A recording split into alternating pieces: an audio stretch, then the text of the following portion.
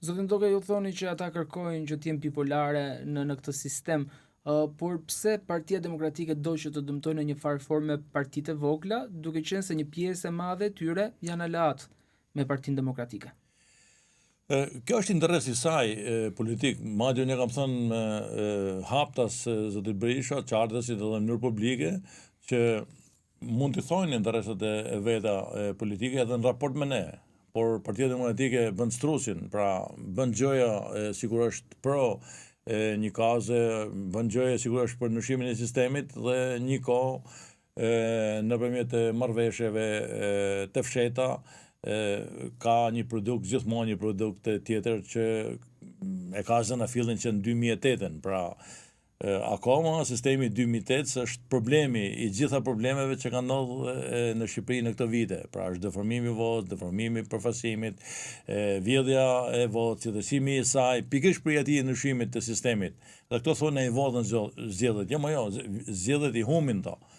Për faktin që kanë një sistem dëshkues për të djathtën, është një sistem antikushtetues, është një sistem që deformon votën, deformon përfaqësimin e votës së qytetarëve shqiptar dhe dëmton pluralizmin. I pengon edhe forcat politike të reja dalin. Patëm në një forcë politike mori 100.000 vota, që në bazë për llogaritjes së mandateve I bie që të ketë 10 deputet në Kuvendin e Shqipërisë dhe ka vetëm një të tillë. Pra këto janë mekanizmat pengues që këto I kanë bërë me ligj. Pra këto e vjedhin votën me ligj për partitë e tjera, pastaj ka shafytën njëra me tjetrën se kush kontrollojnë më shumë territor dhe vota. Pra, duke parë në këtë sens Partia Demokratike është treguar gjithmonë liçare, madje është përpjekur që edhe fajin të kalojnë të alatët edhe për disfatet e veta elektorale, kjo ka qenë akoma me turpshme.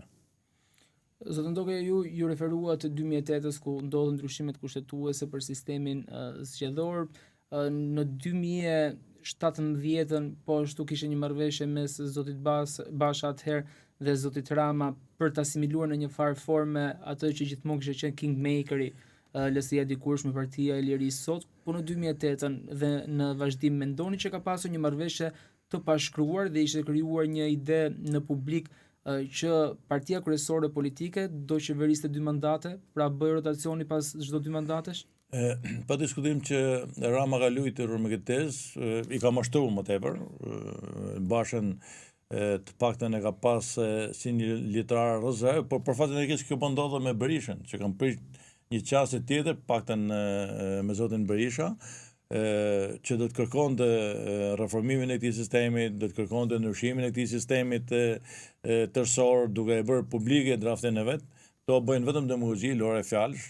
Madje unë kam draftin e tyre, jo zyrtarisht për tyre, se këto janë edhe tinxarë, mendojnë që nuk ka rrjedhë informacionit, I kam të 2 draftet dhe nuk ndryshojnë nga njëri tjetri. Pra janë 5% ka ndryshim drafti I Partisë Socialiste me draftin e Partisë Demokratike edhe për reformën territoriale. Pra duke parë në këtë sens, pazari 2008 vazhdon. Pra të dyja janë të interesuar që ta mbajnë këtë sistem bipolar, t'i dëmtojnë tjerët nëpërmjet mekanizmave bllokues ligjor, por edhe me kontrollin e votës. To akoma ne jemi I vetmi vend që monitorojmë e kontrollojmë procesin me militantë të partive politike. Thënë kjo, edhe Partia Demokratike ka patonazhist, siç ka dhe Partia Socialiste? Pa diskutim që ka. Jo në atë formën që I ka Partia Socialiste, se Partia Socialiste I ka kthy si gjys spionësh, që ato vinë që do të dinë që edhe çfarë bëjnë qytetarë shqiptarë, ku punojnë, çfarë interesash kanë, çfarë kërkesash kanë, ju bëjnë presion në shumicën e rasteve. Partia Demokratike nuk I ka këto, të kësaj natyre, por I ka ato që marrin pjesë në komisionet e votimit.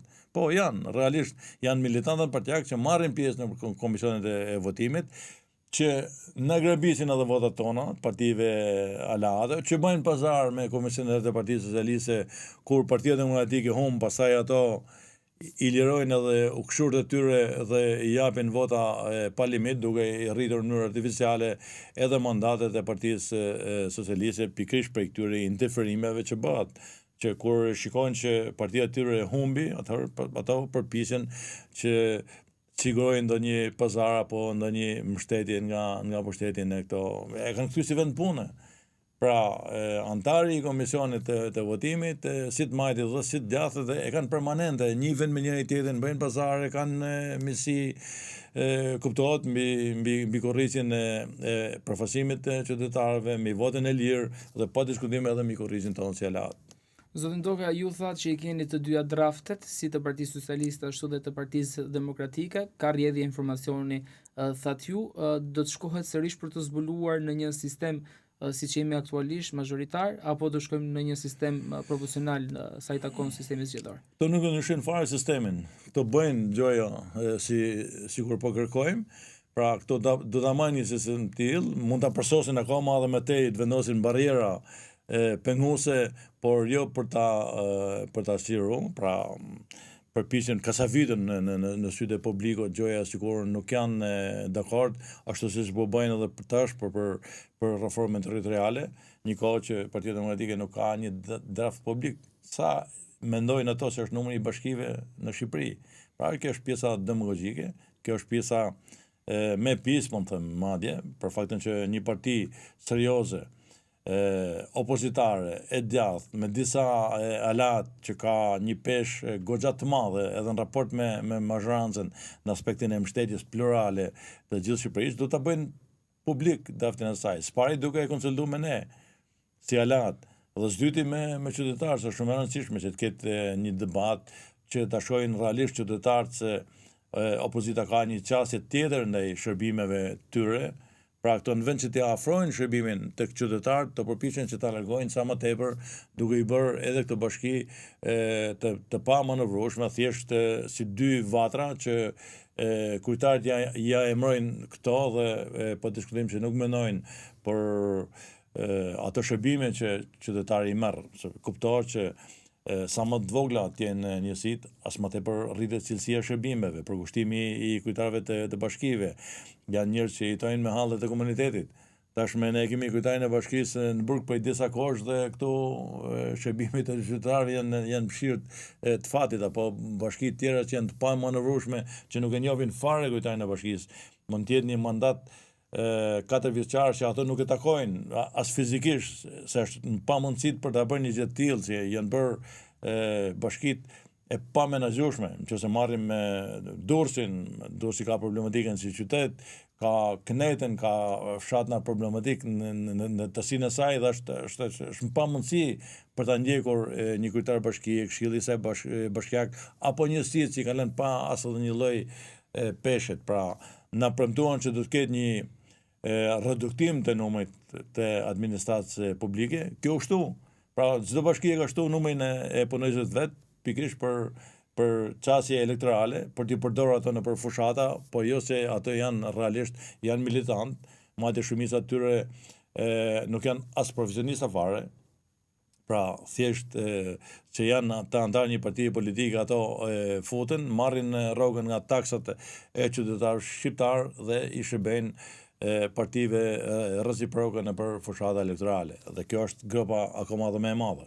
Zotin Doka, kush fiton nga këto dy reforma, mazhoranca apo opozita?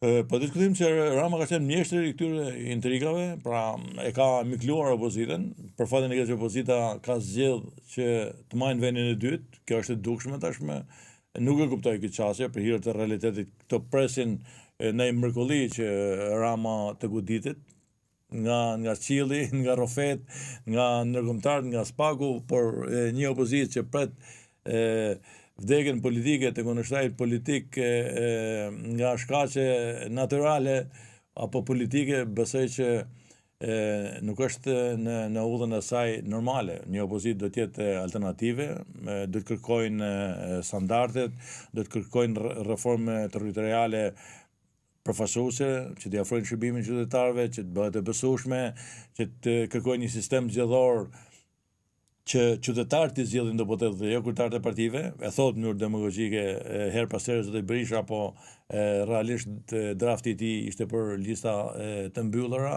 Pra duke parë në këtë sens, unë shoh dy parti politike që merren vesh njëra me tjetrën, por gjithmonë Rama ka arritur që t'i miglojnë ti nënshtrojnë në shumicën e rasteve, por edhe ti dredhojnë. Pra se Bashën e mështoi lehtësisht duke bërë armik me Ilir Metën në 2007, pra duke i hapur luftë atij me idenë që mund bëjmë një rotacion apo bashkëqeverisje apo forma të ndryshme, një kohë që Basha përfunoi i larguar me trup nga politika, pra nervëzitmin lider opozite që nuk arriti që kapte atë vend që i meritonte, që koha i jepte që të ishte kryeministër i vendit. Pra